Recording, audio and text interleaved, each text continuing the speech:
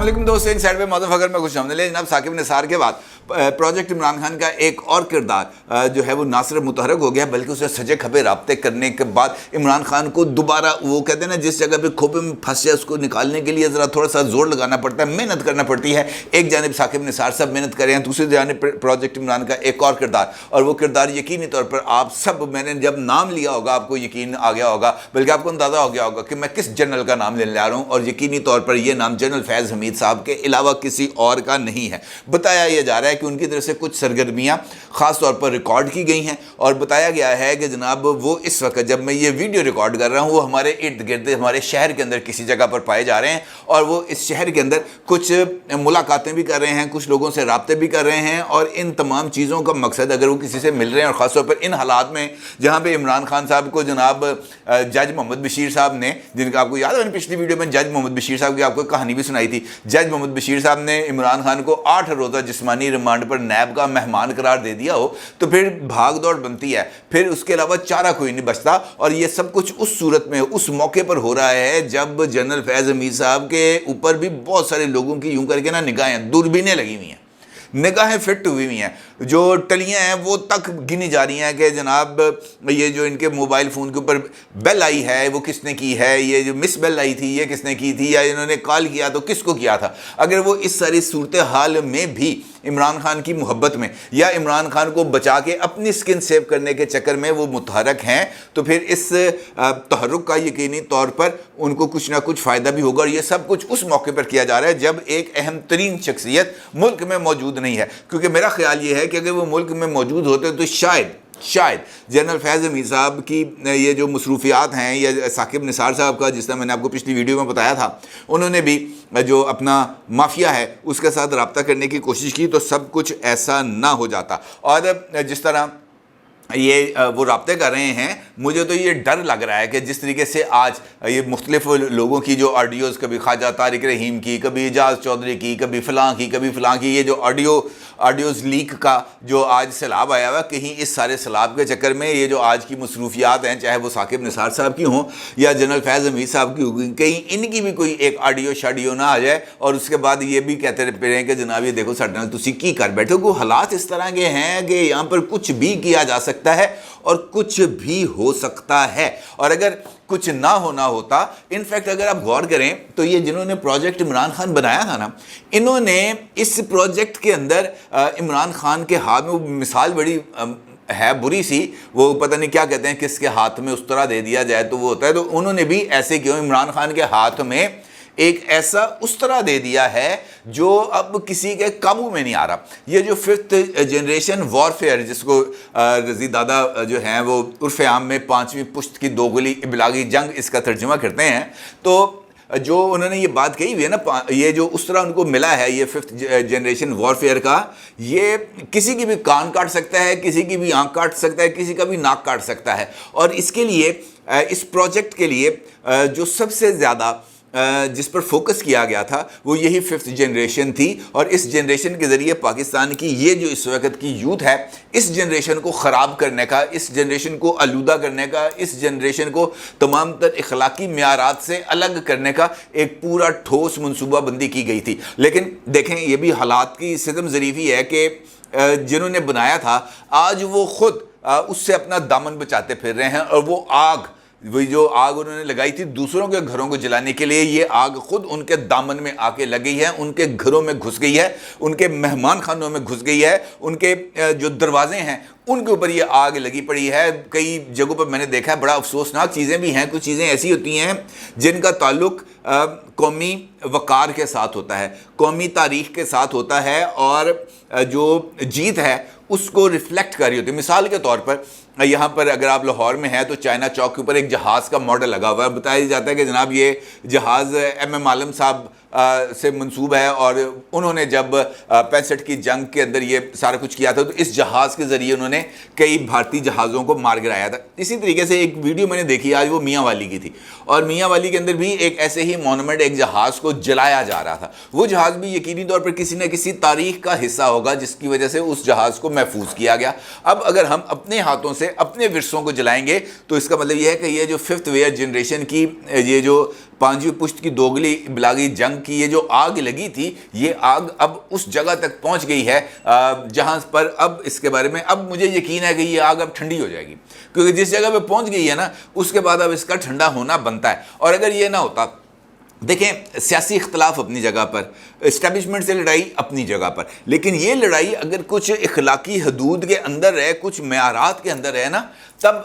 اس کا ذکر ہوتا ہے۔ مریم نواز پر اعتراض کیا جاتا ہے کہ جناب انہوں نے گجرانوالہ کے جلسے کے اندر جو ہے جنرل باجوہ اور جنرل فیض حمید کا نام لیا تھا، اس وقت وہ سٹنگ جنرل سے، نواز شریف نے نام لیا تھا، وہ اس وقت سٹنگ جنرل سے بالکل نام لیا تھا، اور ان دو کا ہی لیا تھا، بلکہ وہ ایک مرتبہ جنرل عرفان ملک کا نام لیا تھا جب وہ مریم نواز نے بتایا تھا کہ جناب سمیش کرنے کا کوئی ان کو پیغام ملا۔ کہنے کا مطلب یہ ہے کہ اس ساری صورتحال کے باوجود کبھی جو ہے نواز شریف صاحب نے، انہوں نے یا ان کی جماعت سے تعلق رکھنے والے نے، کسی بھی بندے نے جنرل جو ہے قمر جاوید باجوہ صاحب ان کے اہل خانہ اور ان کے بچوں کی تصویر نہیں لگائی ہوگی، کسی نے جنرل فیض حمید کے اہل خانہ کی تصویر نہیں لگائی ہوگی، کیونکہ جو لڑائی تھی، جو اختلاف تھا، وہ جنرل باجوہ کے ساتھ ہو سکتا ہے، وہ جنرل فیض حمید صاحب کے ساتھ ہو سکتا ہے، ان کے اہل خانہ کے ساتھ سیاسی لڑائی نہیں ہو سکتی۔ لیکن یہ میں نے آپ کو بتایا نا کہ ان کا کوئی اخلاقی معیار نہیں ہے، یہ پانچویں پشت والوں کا۔ انہوں نے کیا کیا کہ عمران خان نام لیتے ہیں، ٹھیک ہے جی، وہ نام لیتے ہیں کسی ایک شخصیت کا، ان کے بارے میں ان کو ڈرٹی ہیری بھی کہتے ہیں، ان کے اوپر FIR کرانے کی بھی کوشش کرتے ہیں، ان کو ہر ایک طریقے سے ملائم کرنے کی کوشش کرتے ہیں، ان کو ٹارگٹ کرتے ہیں، لیکن اس کے ساتھ یہاں تک یہ معاملہ اگر اختلاف کی حد تک ہے تو یہاں تک ہونا چاہیے تھا۔ یہ نہیں ہونا چاہیے تھا کہ آپ کسی بھی سرونگ میجر جنرل کی تصویر اور اس کے ساتھ اس کے اہل خانہ کی تصویر لگائیں اور سوشل میڈیا پر پبلک کر دیں۔ اور انفیکٹ اس کا مطلب کیا ہوتا ہے؟ اس کا مطلب یہ ہوتا ہے کہ آپ یہ پیغام دینا چاہتے ہیں کہ جناب ہمیں آ لینے دو، ذرا تھوڑا سا اپنے پیروں پہ وزن ڈالنے دو، نہ تمہاری خیر ہے نہ ان کی خیر ہے۔ یہ پیغام دیا جاتا ہے نا کسی کو، اگر آپ فیملی کی تصویر لگائیں گے اور اس کے ساتھ لگائیں گے جس کے بارے میں آپ کہیں کہ جن میری اس کے ساتھ دشمنی ہے، تو یہ پیغام تو یقینی طور پر یہی ہے کہ جناب آپ لوگوں کی خیر نہیں ہے۔ اور اگر اس طرح کی تصاویر سوشل میڈیا پر پوسٹ کی جائیں گی تو یہ پیغام اور زیادہ لاؤڈ اینڈ کلیئر ہو جائے گا۔ پھر جب آپ کہتے ہیں جی ہم گھروں میں گھسیں گے، پھر آپ واقعتاً گھروں میں گھستے ہیں، تو اس کا بھی جو پیغام ہے وہ بڑا واضح ہے۔ تو اس کا مطلب یہ ہے کہ یہ جو سچویشن ہے یہ ایک عام سچویشن نہیں ہے، اور اس سچویشن کے اندر جس کو ایڈریس کرنا ہے وہ ایڈریس بھی عام نارمل انداز میں نہیں ہو سکتا، اس کے لیے ایکسٹرا آرڈینری قوت لگانی پڑے گی۔ اب بنیادی طور پر، اصولی طور پر ہونا یہ چاہیے تھا کہ جس وقت پروجیکٹ عمران کو کلوز کرنے کا فیصلہ کیا گیا تھا تو سب سے پہلے وہ تمام فیکٹرز جو عمران خان کو پاور دے رہے تھے، جہاں سے عمران خان پاور حاصل کر رہا تھا، جہاں سے عمران خان اور ان کی جماعت اپنے لیے جو سپیس ہے وہ جنریٹ کر رہی تھی، سب سے پہلے ان تمام چیزوں کو روکنا چاہیے تھا، اور وہ تمام چیزیں عمران خان سے لے لینی چاہیے تھیں۔ یعنی یہ جو سوشل میڈیا کے ٹولز عمران خان کو دیے گئے تھے یہ ان سے واپس لینے چاہیے تھے، اور یہ کام جنرل فیض حمید صاحب جب وہ DGI تھے تب ان کو یہ کام کرنا چاہیے تھا، کیونکہ جنرل فیض حمید صاحب کسی اور کو علم ہو نہ ہو، جنرل فیض حمید صاحب کو علم تھا کہ پروجیکٹ عمران کے کلوجر کے اوپر بات چیت چل رہی ہے، اور اگر ان کے کلوجر کے اوپر بات چیت چل رہی ہے تو پھر اس نظام کا جو کنٹرول ہے وہ ان کو واپس آہستہ آہستہ کر کے لے لینا چاہیے تھا، تاکہ اس کے بعد یہ ڈسٹربنس کریٹ نہ ہوتی۔ لیکن ہوتا ہے اس کے برعکس ہے، چیزیں آگے بھی بڑھتی ہیں، وہ کنٹرولز عمران خان صاحب کے پاس نہ صرف حاصل ہوتے ہیں بلکہ ان کنٹرولز کو ایک سوچے سمجھے منصوبے کے تحت ملک سے باہر منتقل کر دیا جاتا ہے، کسی افریقی ملک میں بھی منتقل کر دیا جاتا ہے۔ پہلے وہ خلیجی ملک میں تھا، خلیجی ملک سے اس نیٹ ورک کو جا کے ایک افریقی ملک میں جو ہے وہ منتقل کیا گیا، اور پھر پتہ چلا کہ جناب وہاں پہ بھی ایک جرنلسٹ ہے، ان کی وہاں پر شہادت ہو گئی۔ تو کہنے کا مطلب یہ ہے کہ تمام چیزیں کسی نہ کسی ایونٹ کے ساتھ جا کے جڑتی ہیں، کچھ چیزیں ہوا میں نہیں ہوتی۔ اسی طریقے سے اگر اب اس پروجیکٹ کو ختم کرنا ہے یا اس پروجیکٹ کو کٹ ٹو سائز کرنا ہے تو پھر اس کے لیے یہ جو کردار ہیں، چاہے وہ ثاقب نثار صاحب ہوں، چاہے وہ جنرل فیض حمید صاحب ہوں، چاہے وہ جنرل شجاع پاشا ہوں، چاہے وہ جنرل ظہیر الاسلام ہوں، چاہے وہ جسٹس آصف سعید کھوسہ ہوں، جسٹس گلزار ہوں، عمر عطا بندیال صاحب ہوں، کوئی بھی ہو، تو اس سارے پروسیس کے اندر جو لوگ موجود ہیں ان کو اس بات کا واضح طور پر علم ہونا چاہیے، ان کو یہ میسج کلیئرٹی کے ساتھ موجود ہونا چاہیے کہ جناب یہ وہ چیزیں موجود ہیں، اب اس سے آگے پیچھے نہیں جانا۔ اور وہ تمام لوگ جنہوں نے اس پروجیکٹ کو کھڑا کرنے کے لیے آئینی اور غیر آئینی ہر طریقے کا انہوں نے حربہ استعمال کیا تھا، ان کو بھی اس سارے عمل کے لیے قصوروار کم از کم ان کو ٹھہرانا چاہیے. آپ سزا نہ دیں لیکن کم از کم ان کو قصوروار ٹھہرائیں, کیونکہ اس ساری آگ جو اس وقت میرے ملک میں لگی ہے یہ ان تمام لوگوں کی مس کیلکولیشن کی وجہ سے لگی ہے. کیونکہ اس کا مطلب یہ ہے کہ یہ صلاحیت ہی نہیں تھی کہ چیزوں کو کیلکولیٹ کر سکیں اور دیکھ سکیں. اب یہ جو لوگ اٹھا کے مختلف اداروں کی ٹاپ پوزیشنز پر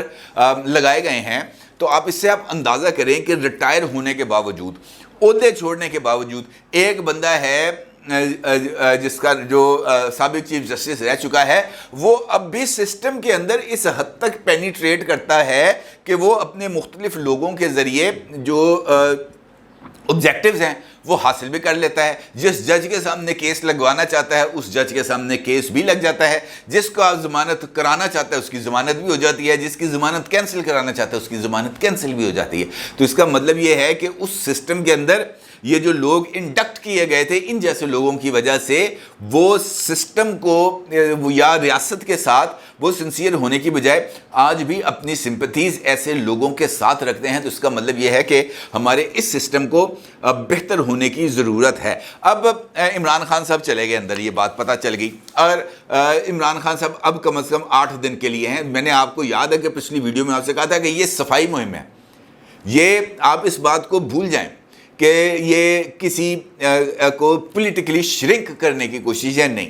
میں یہ سمجھتا ہوں, میری یہ ذاتی رائے, میری ایک انڈیپینڈنٹ ان بائسڈ اوپینین یہ ہے کہ یہ جو گند ڈلا تھا, اس گند کو ڈالنے والوں نے اب حتمی طور پر بہت زیادہ کوشنز دینے کے بعد, بہت زیادہ اشارے دینے کے بعد, بہت سارے مواقع دینے کے بعد اب خود اس گند کو سمیٹنے کے عمل کا آغاز کیا ہے. اس میں سے جو کچرا ہوگا وہ ڈسٹ بن میں جائے گا, فلتھ اسٹیشن میں جائے گا, وہاں پر اس کچرے کو آگ لگا دی جائے گی یا کسی نہ کسی جگہ پر ڈمپ کر دیا جائے گا. جو سامان درست ہونے والا ہوگا اس کو درست کر دیا جائے گا, اور جو irreparable ہوگا وہ جو ہے وہ کباڑیے کے پاس چلا جائے گا. ادروائز یہ سچویشن نے ٹھیک نہیں ہونا تھا. یہ وجہ ہے کہ عمران خان صاحب 8 دن کے ریمانڈ پہ چلے گئے ہیں, اسد عمر صاحب گرفتار ہو گئے ہیں, شاہ محمود قریشی صاحب گرفتار ہو گئے ہیں, اور باقی بھی جو اب نظر آئے گا اس نے اندر ہی جانا ہے. اس کا اب باہر ٹھکانا نہیں ہے, کیونکہ اگر یہ باہر رہیں گے تو یہ اس سسٹم کو بھی اپنی جو ذہنی آلودگی ہے اس سے یہ پلیوٹڈ کرتے رہیں گے. ادروائز یہ دیکھیں نا, عمران خان صاحب, اب یہ آپ بتائیں کہ عمران خان جیسا فیم کا آدمی جو فارمر پرائم منسٹر رہ چکا ہو, اور کوئی بندہ سوچ سکتا ہے کہ کسٹڈی کے اندر عمران خان کو کوئی بندہ چٹکی بھی کاٹ جائے, سوال ہی نہیں. اس کو تو لوگ اس طریقے سے بچا کے رکھیں گے کہ یار اس کو اگر کچھ ہو گیا نا تو یہ قومی یوتھ جو ہے نا یہ زمبیز میں تبدیل ہو جائیں گے, بلکہ ہیں یہ, اور پھر یہ زمبیز جو ہیں وہ جو ہے نا وہ کاٹ کے برا حشر کر دیں گے. وہ یہ کہتے ہیں کہ جناب عدالت کے اندر وہ یہ کہتے ہیں کہ یہ ایک ایسا انجیکشن لگاتے ہیں جس سے بندہ آہستہ آہستہ مر جاتا ہے. کون کہہ رہا ہے؟ ملک کا سابق وزیر اعظم. کس کے بارے میں یہ بات کہہ رہے ہیں؟ ریاست کے بارے میں اور ریاستی اداروں کے بارے میں, ریاست سے وابستہ شخصیات کے بارے میں. یہ انہی لوگوں میں اس وقت کسٹڈی میں, وہ شہباز شریف کی کسٹڈی میں تو نہیں ہے, وہ رانا ثناء اللہ کی کسٹڈی میں تو نہیں ہے, وہ نیب کی کسٹڈی میں ہے. نیب کون ہے؟ ریاستی ادارہ ہے. ہیڈ کون ہے اس کا؟ ایک جنرل صاحب ہیڈ ہے نا, جنرل یوسف صاحب ہیڈ کر رہے ہیں نا اس کو. جو اس کا مطلب یہ ہے کہ وہ اب بھی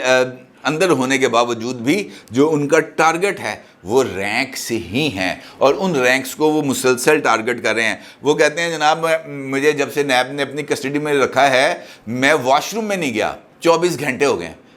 ابھی واش روم میں کیوں نہیں گئے کہ مجھے کیا پتا کہ یہ میرا یورین سیمپل لے لیں. اب ہے کو بات کرنے والی, ایسے بندہ کی کہتا بندہ لا چھتر لوے کہ یا تو مسان پاڑ لینا تو کی کہی جائے. اب اس کا کوئی علاج نہیں کیا جا سکتا. انہوں نے کہا جناب انہوں نے میڈیکل بورڈ بنایا ہے, میں اس میڈیکل بورڈ کو تسلیم نہیں کرتا, ڈاکٹر فیصل کو بلائیں شوکت خانم سے, اور وہ آ کے میرا جو ہے وہ میڈیکل کریں گے, ان کا میڈیکل مجھے تسلیم ہوگا. اس کا مطلب یہ ہے کہ یہ جو مت ماری جاتی ہے نا,